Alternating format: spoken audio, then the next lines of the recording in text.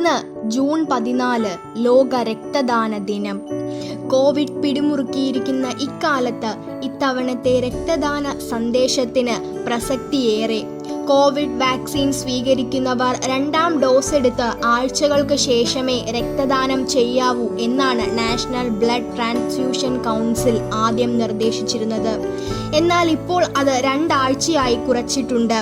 രക്തത്തിന് ക്ഷാമമുണ്ടാകുമോ എന്ന ആശങ്കയ്ക്കിടയിലാണ് ആശ്വാസമായി ഈ കാര്യമെത്തിയത്.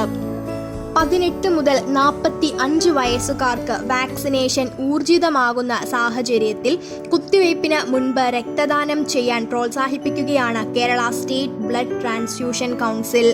കോവിഡ് കാലത്ത് പ്ലാസ്മ തെറാപ്പിയെക്കുറിച്ച് കൂട്ടുകാർ കേട്ടുകാണുമല്ലോ. കോവിഡ് ഭേദമായവരുടെ രക്തത്തിലെ പ്ലാസ്മ വേർതിരിച്ച് രോഗികൾക്ക് നൽകുന്നതാണിത്.